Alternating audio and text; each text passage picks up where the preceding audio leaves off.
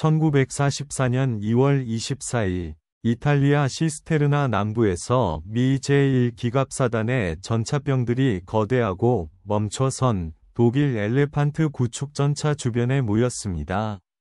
엔진 화재로 작동 불능이 되어 승무원들에게 버려진 이 괴물은 무게가 70톤에 달했으며 두꺼운 장갑에는 미국 전차 포탄이 200mm 전면 장갑판에 맞아 튕겨져 나간 흉터가 뚜렷했습니다.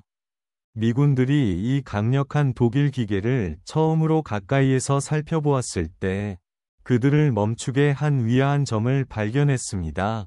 기관총이 거의 없다는 것이었습니다.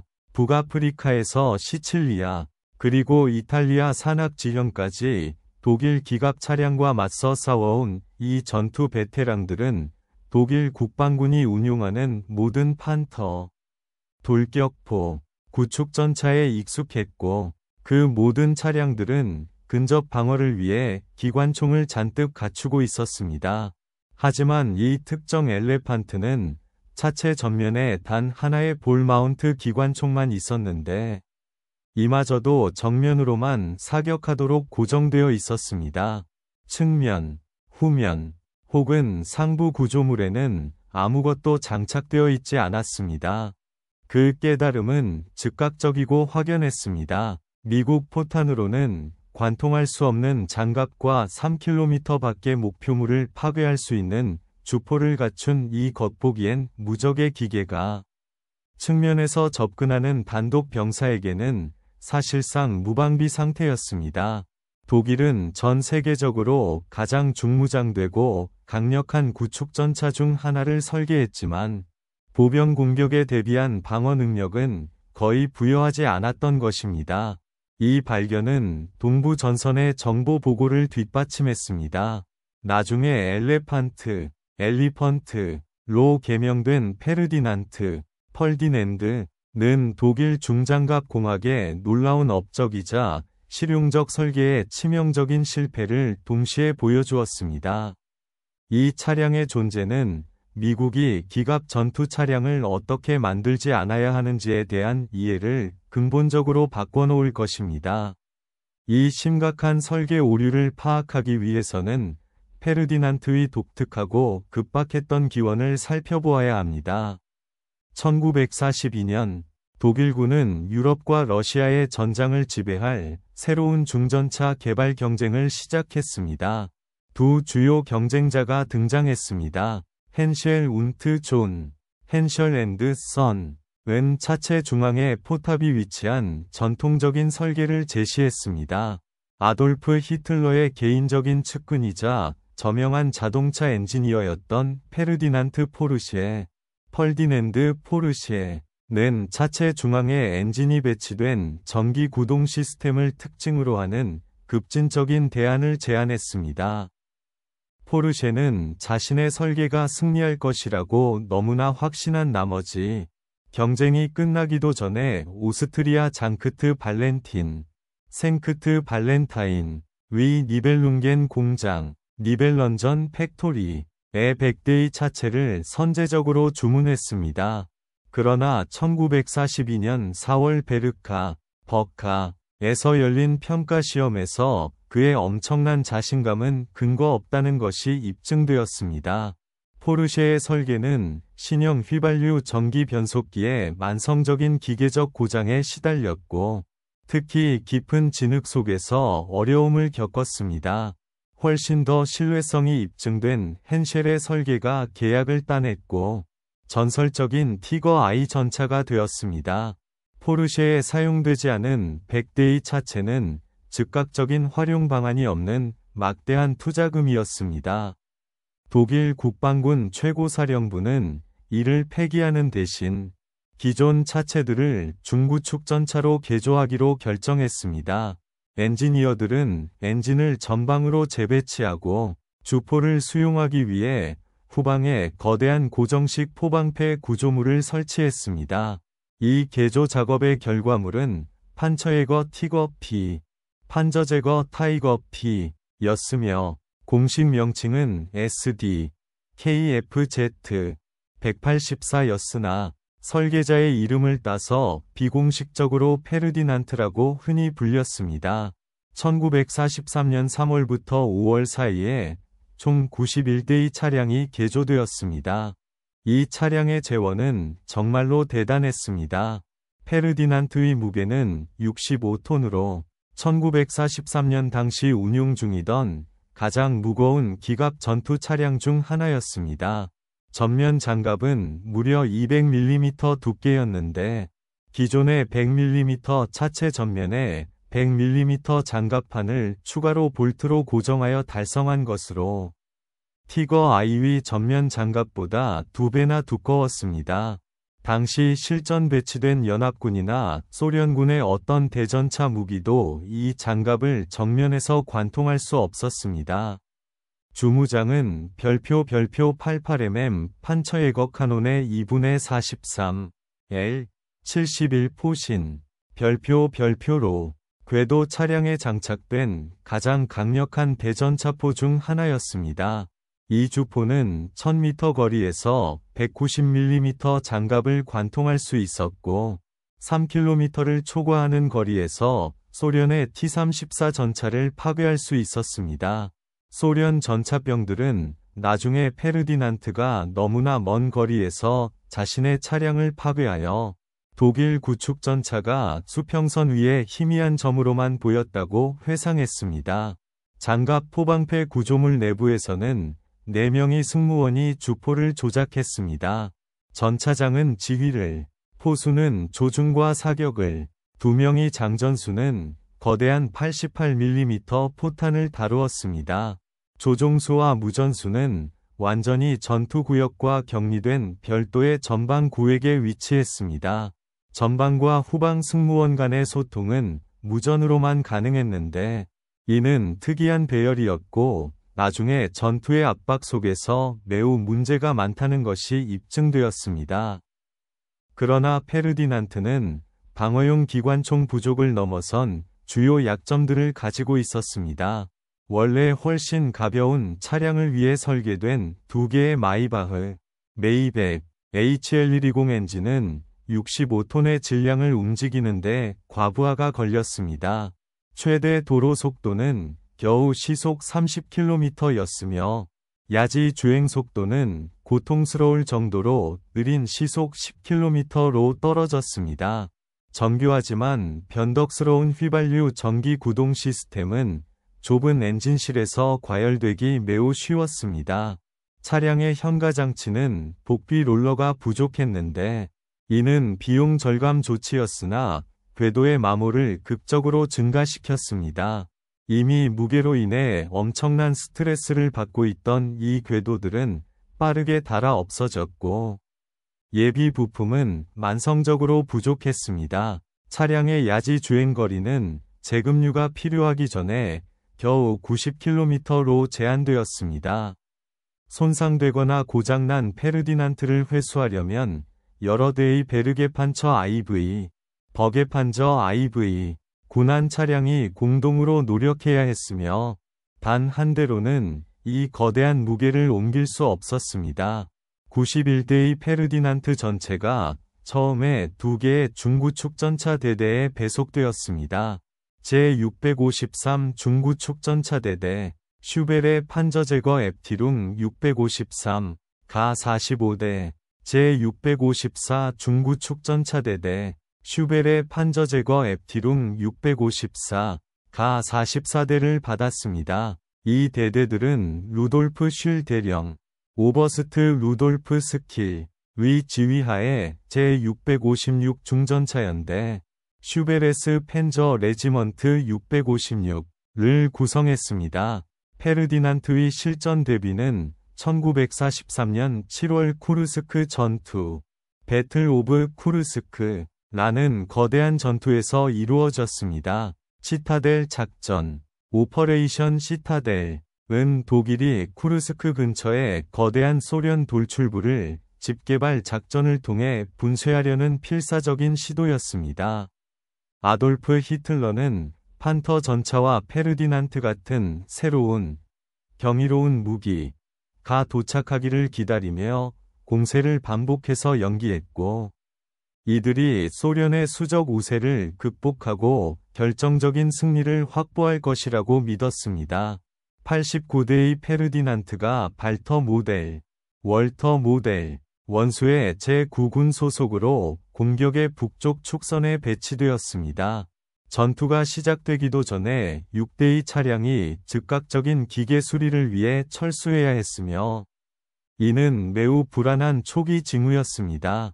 남은 83대의 페르디난트가 독일 선봉대를 이끌 준비를 했습니다. 1943년 7월 5일 대규모 포격에 이어 치타델 작전이 개시되었습니다. 페르디난트들은 돌격파의 일부로 전진하며 장거리에서 소련 대전차포와 전차를 파괴하고 더 가벼운 독일 기갑 차량과 보병이 전진할 수 있도록 길을 닦는 임무를 맡았습니다. 초기에 페르디난트들은 설계자들의 의도대로 완벽하게 작동했습니다. 이들의 엄청나게 강력한 주포는 T-34가 유효 사거리로 접근하기 전에 소련 전차들을 괴멸시켰습니다.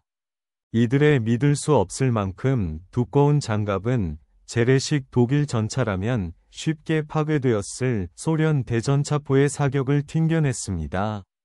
소련 전차병들은 포탄이 200mm 전면 장갑에서 무력하게 튕겨져 나가는 것에 완전히 충격을 받았고 일부 소련 전차 승무원들은 이 겉보기에는 무적인 독일 괴물들과 맞서느니 차라리 진지를 버리고 도주했습니다. 그러나 소련의 방어 준비는 독일 정보국이 예상했던 것보다 훨씬 더 광범위하다는 것이 입증되었습니다. 중부 전선, 센트럴 프론트만 해도 여러 방어선에 걸쳐 40만 개 이상의 대전차 지뢰를 매설했습니다.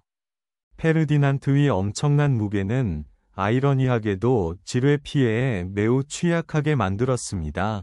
궤도 아래에서 지뢰가 폭발하면 그 결과로 발생하는 피해는 종종 현가장치를 부러뜨리거나 궤도 자체를 휘게 하거나 로드 휠즈를 파괴했습니다. 65톤이라는 무게 때문에 야전 수리가 거의 불가능했습니다. 첫날 제653 중구축전차대대가 투입한 45대의 페르디난트 중 정오 17시 이전에 단 12대를 제외한 모든 차량이 지뢰 피해로 기동 불능이 되었습니다. 대부분은 결국 회수되어 서비스에 복귀했지만 활동 중인 전장에서 그렇게 거대하고 손상된 차량을 회수하는 것 자체가 엄청난 어려움이었습니다. 소련 폭파팀도 밤에 버려진 페르디난트들을 폭발물로 파괴하기 위해 파견되었습니다. 훨씬 더 치명적인 것은 소련 보병들이 페르디난트의 결정적인 결함을 빠르게 발견했다는 것입니다. 이 차량은 근접 보병 공격에 대한 방어 능력이 사실상 전무했습니다. 주포는 회전 각도가 매우 제한적이었고 차량에 바로 인접한 목표물을 공격할 만큼 충분히 아래로 내릴 수 없었습니다. 근거리 방어를 위한 기관총은 차량의 어느 곳에도 장착되어 있지 않았습니다. 일단 소련 보병이 거리를 좁히는 데 성공하면 페르디난트 승무원들에게는 선택의 여지가 거의 없었습니다. 소련 보병 전술은 며칠 만에 적응되었습니다. 전문 대전차 팀은 페르디난트가 참호와 개인호 위에 자신의 진지를 단순히 통과하도록 내버려 두는 법을 빠르게 배웠습니다. 소련 병사들은 이미 전차가 점유된 참호 위로 직접 운전해 지나가는 훈련을 포함하여 전차 공포증을 극복하는 훈련을 받아왔습니다. 페르디난트가 첫 번째 방어선을 통과하자마자 보병들은 PTRD-41 대전차 소총, 폭파 장약, 그리고 몰로토프 칵테일로 무장하고 엄폐물에서 나왔습니다. PTRD-41 소총은 두꺼운 전면 장갑을 꿰뚫을 수는 없었지만 엔진 덮개, 궤도, 그리고 시야 차단기, 비전 블록스에 피해를 줄 수 있었습니다. 엔진 그릴을 향한 정확한 사격은 화재를 일으키거나 냉각 시스템을 손상시킬 수 있었습니다. 궤도를 겨냥한 사격은 즉시 차량을 기동 불능으로 만들 수 있었습니다. 일단 페르디난트가 기동 불능이 되면 소련 보병은 몰로토프 칵테일과 수류탄으로 떼지어 달려들었습니다. 몰로토프 칵테일은 불타는 연료를 엔진 덮개에 튀게 했고, 환기 그릴 위에 떨어뜨린 수류탄은 내부를 위험한 연기와 파편으로 가득 채웠습니다. 페르디난트 승무원들은 갇혔습니다. 극도로 제한된 시야 때문에 그들은 차량 바로 옆에 웅크리고 있는 보병들을 볼 수 없었습니다. 방어용 기관총이 없었기 때문에 그들을 쏠 수도 없었습니다. 그리고 궤도가 손상되면 도망칠 수도 없었습니다. 그들에게 남은 유일한 선택은 차량을 포기하고 걸어서 아군 전선으로 도달하려고 시도하는 것이었고, 이는 종종 그들이 사살되는 결과를 낳았습니다. 일부 필사적인 승무원들은 임시방편의 위험한 방어를 시도했습니다. 몇몇은 개인 밀리그램 42 기관총을 주포의 포신 아래로 발사하려고 시도하면서 공격자를 조준하기 위해 88mm 주포 전체를 회전시켰는데, 이는 터무니없이 위험하고 대체로 비효율적인 기동이었습니다. 다른 승무원들은 해치를 열고 권총과 기관단총을 발사하는 수단에 위존했는데, 이는 필연적으로 자신들을 적의 사격에 노출시켰습니다. 이러한 필사적인 조치들은 차량을 구하는 데 거의 성공하지 못했습니다. 쿠르스크 전투는 페르디난트에게 재앙으로 판명되었습니다. 장거리에서 소련 기갑 차량과 교전할 때 인상적인 격파율을 달성했지만, 그들은 주로 지뢰 피해와 보병 공격으로 인해 엄청난 손실을 입었습니다. 독일 기록에 따르면 제653 중구축 전차대대는 전투에서 13대의 페르디난트를 잃으면서 320대의 적 전차를 파괴했다고 주장했습니다. 두 대대의 합산 격파 주장은 500대 이상의 소련 전차를 초과했습니다. 그러나 이러한 인상적인 통계는 가혹한 현실을 가렸습니다. 페르디난트 손실의 대부분은 적 전차가 아닌 기계 고장, 지뢰 피해, 그리고 보병 매복에서 비롯되었습니다. 장거리 방어 전투를 위해 설계된 이 차량들은 지뢰가 가득한 소련 방어 벨트를 가로지르는 공세 작전에서 돌파 무기로 운용되고 있었습니다. 히틀러가 시칠리아 연합군 침공 이후 치타델 작전을 취소했을 때인 7월 12일까지 전투를 시작한 89대의 페르디난트 중 약 50대만 이 작전 가능 상태로 남아 있었습니다. 쿠르스크에서의 경험은 독일 지휘관들로 하여금 페르디난트의 치명적이고 비판적인 설계 결함을 마침내 인정하도록 강요했습니다. 1943년 가을, 생존한 모든 페르디난트들은 광범위하고 포괄적인 개조를 위해 독일로 복귀하라는 명령을 받았습니다. 개장 과정은 니벨룽겐베르크, 니벨런진워크에서 수개월에 걸쳐 진행되었습니다. 엔지니어들은 마침내 공격하는 보병에 대한 최소한의 방어 능력을 차량에 부여하기 위해 무전수를 위한 볼 마운트 밀리그램 34 기관총을 차체 전면에 설치했습니다. 그들은 또한 스터그 3 돌격포에 사용된 것과 같은 유형의 시야 차단기 7개를 가진 새로운 전차장 큐폴라를 장착했는데, 이는 전차장이 전장을 관찰하는 능력을 극적으로 향상시켰습니다. 차체와 상부 구조물에는 치메이트, 진메릿, 대작기, 안티 마그네틱, 지뢰 방지 페이스트가 도포되었고, 더 나은 보호를 위해 엔진 그릴 디자인이 개선되었습니다. 이러한 개조는 차량의 질량에 5톤을 추가하여 총 무게를 거대한 70톤으로 늘렸습니다. 결정적으로 엔진이나 변속기에는 개선이 이루어지지 않았으며, 이는 이미 출력이 부족했던 페르디난트가 더욱 느려졌다는 것을 의미했습니다. 1944년 5월 1일, 히틀러는 이 차량의 이름을 페르디난트에서 엘레판트로 공식적으로 변경하도록 직접 명령했습니다. 1944년 2월 새로 개조된 엘레판트 11대가 이탈리아로 긴급히 파견되었습니다. 헬무트 울리히, 오버루트넌트 헬무트 얼리치, 중위가 지휘하는 제653 중구축전차대대 제1중대는 안치오, NGO, 위 연합군 상륙에 맞서 배치되었습니다. 산이 많은 이탈리아 지형은 러시아 스텝 지역보다 훨씬 더 험난하다는 것이 입증되었습니다. 가파른 경사와 급회전이 있는 좁은 산악도로는 70톤 차량을 지탱하도록 위도된 적이 없었습니다.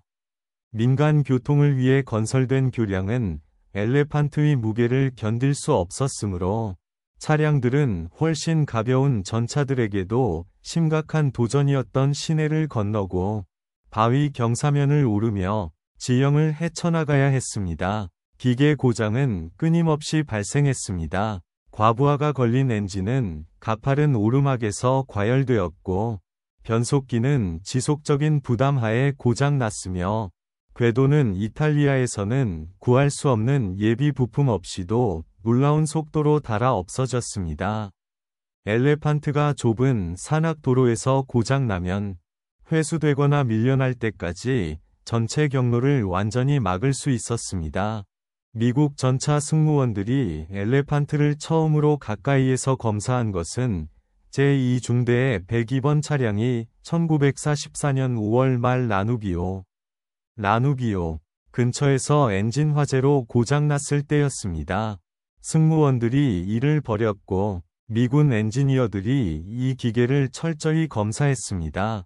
그들은 동부 전선의 정보 보고를 확인했습니다. 이 차량은 비범한 장갑과 화력을 가지고 있었지만 작전상 치명적인 취약점을 겪고 있었습니다. 미국 정보 보고서는 특히 엘레판트의 극도로 제한된 승무원 시야, 특히 측면과 후방 시야를 지적했습니다. 단 하나의 차체 장착 기관총은 전방의 좁은 호에만 방어 사격을 제공하여 불충분했습니다. 가장 중요하게는 차량의 엄청난 무게와 출력이 부족한 구동계는 기계적 고장에 매우 취약하게 만들었습니다. 미군은 이 차량이 전장에 도달하기도 전에 고장날 가능성이 높았기 때문에 공세 작전에서 이 차량을 크게 두려워할 필요가 없다고 결론지었습니다. 미국 전술교리는 엘레판트의 장갑과 주포가 압도적인 우위를 제공하는 정면 교전을 피하는 것을 강조했습니다. 대신 미군은 측면이나 후방에서 공격하기 위해 기동하거나 차량이 고장 나기를 기다리거나 엘레판트의 더 얇은 측면 및 후방 장갑에 대해 포병 및 공중 지원을 요청했습니다. 심지어 미국 75mm 포도 이런 방식으로 격파할 수 있었습니다. 처음에 이탈리아로 보내진 11대의 엘레판트 중 최소 3대는 1944년 8월에 무사히 철수했습니다. 나머지는 1944년 봄과 여름 내내 손실되었습니다. 페르디난트 114번은 3월 1일에 파괴되었고 페르디난트 131번은 3월 2일에 격파되었으며 페르디난트 113번은 5월 25일에 손실되었습니다.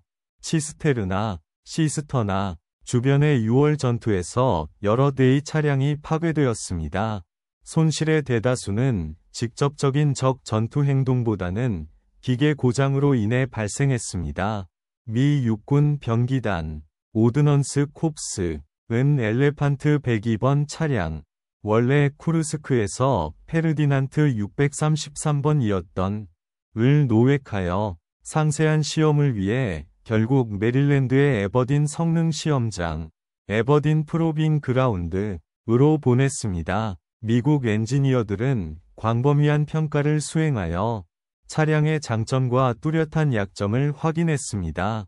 테스트 결과 엘레판트가 지정된 역할에서는 강력했지만 실제 전장 조건에서는 단순히 비실용적이었다는 것이 입증되었습니다. 동부 전선에 남아있는 엘레판트들은 1944년 내내 전투를 계속했으며 주로 우크라이나 내의 방어 작전에서였습니다.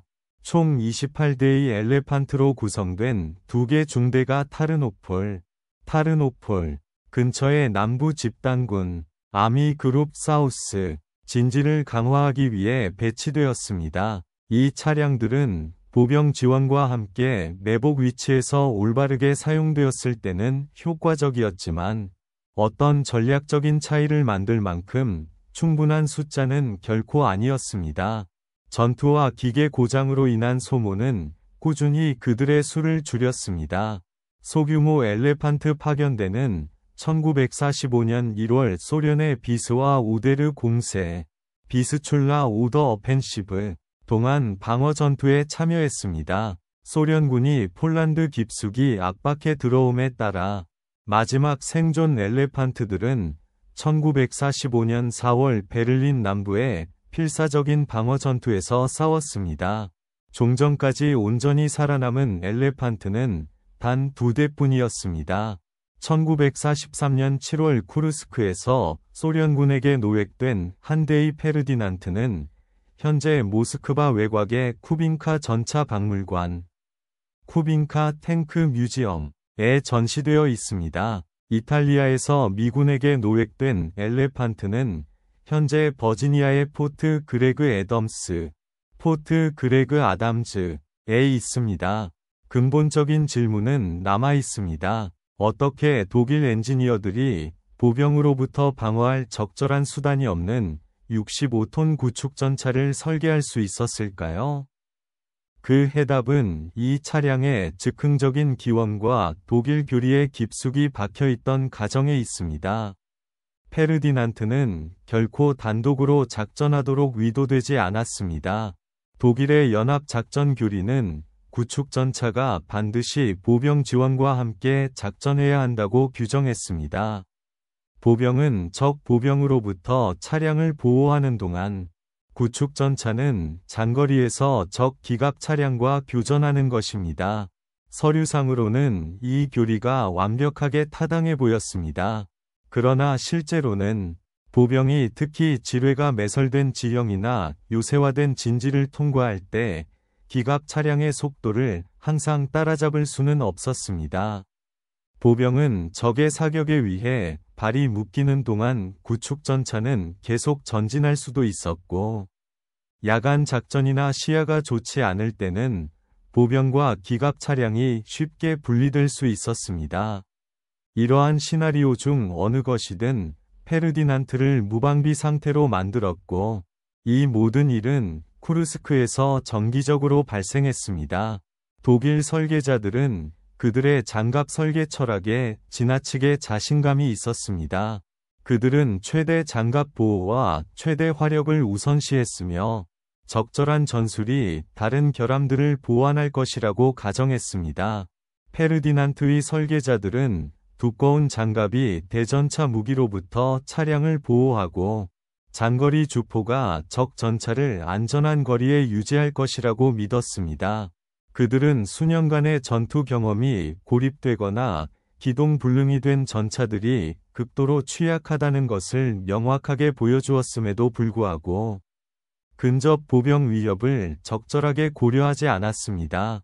페르디난트를 적절한 기관총 없이 제작하기로 한 결정은 의식적인 설계 선택이었지 단순한 간과가 아니었습니다. 이는 실제 전투에서 치명적인 결함이 입증된 운용에 관한 특정 가정을 반영한 것이었습니다. 이 차량은 매우 좁은 전술적 역할, 즉 보병 지원이 보장된 준비된 방어 위치에서의 장거리 대전차 전투에 맞춰 철저하게 최적화되었습니다. 그 정확한 시나리오에서 사용될 때 페르디난트는 파괴적일 만큼 효과적이었지만 전쟁은 그러한 이상적인 환경을 거의 허용하지 않았습니다. 미국 전차 설계자들에게 페르디난트, 엘레판트는 귀중한 부정적인 교훈을 제공했습니다. 이는 서류상의 재원이 항상 전장 효율성으로 이어지는 것은 아님을 보여주었습니다. 차량은 세계에서 가장 두꺼운 장갑과 가장 강력한 주포를 가질 수 있었지만 야전에서 유지 보수될 수 없다면, 전투 위치에 도달할 수 없다면 또는 모든 유형의 위협으로부터 스스로를 방어할 수 없다면 여전히 실패할 수 있었습니다. 미국 구축전차 교리는 매우 다른 우선순위를 강조했습니다.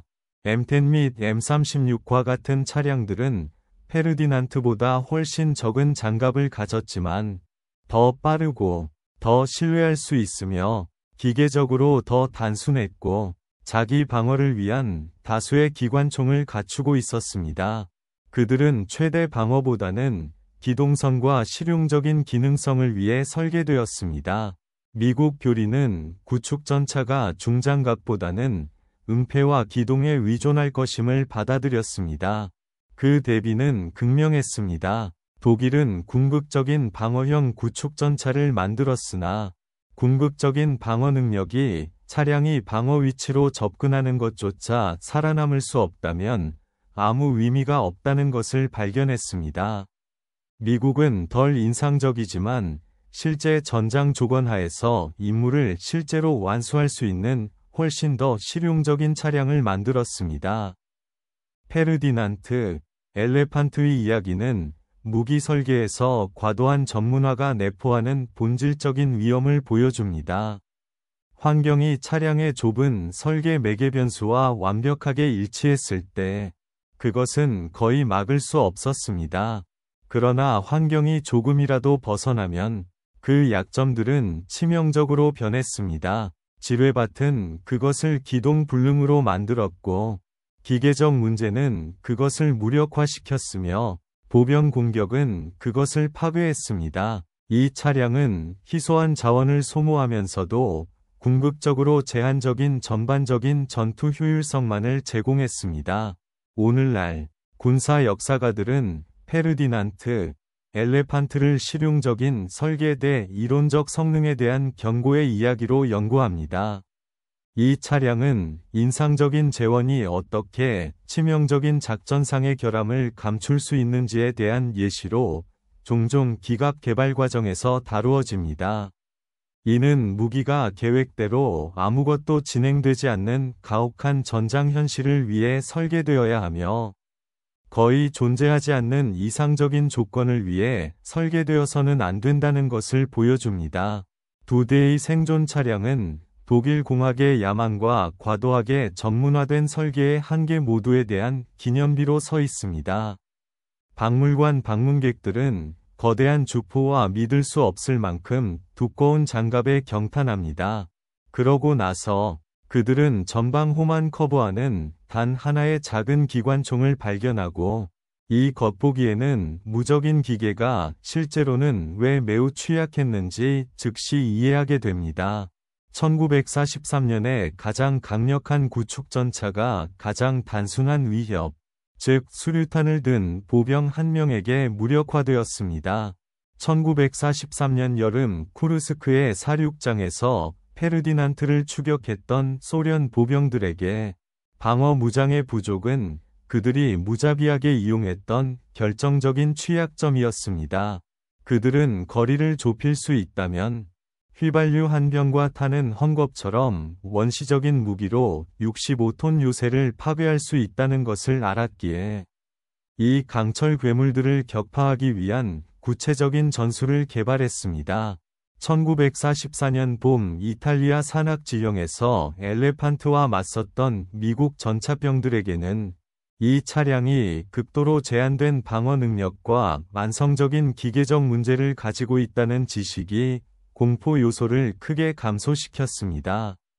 그들은 엘레판트의 정면 킬링 존을 피하고 대신 미국 포가 관통할 수 있는 위치에서 공격하기 위해 기동하거나 단순히 피할 수 없는 기계 고장을 기다리는 법을 배웠습니다.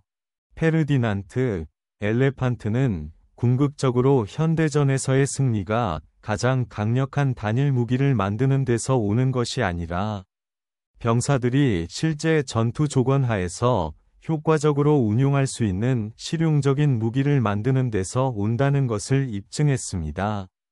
보병으로부터 스스로를 거의 방어할 수 없었던 구축전차는 결함 있는 설계 철학의 완벽한 예시가 되었으며 이는 이후 수십 년 동안 기갑 차량 개발에 지대한 영향을 미쳤던 교훈이었습니다.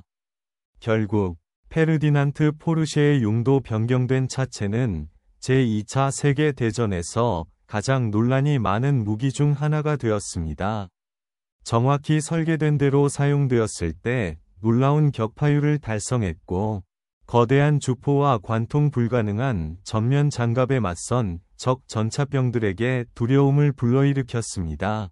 그러나 또한 막대한 자원을 소모했고, 단순한 위협에 의해 치명적인 손실을 입었으며, 궁극적으로 독일의 전략적 위치에는 거의 기여하지 못했습니다. 페르디난트, 엘레판트는 전쟁에서 실용적인 기능성이 인상적인 재원보다 더 중요하다는 것, 그리고 가장 발전된 무기가 항상 가장 효과적인 무기는 아니라는 것의 증거로 서 있습니다.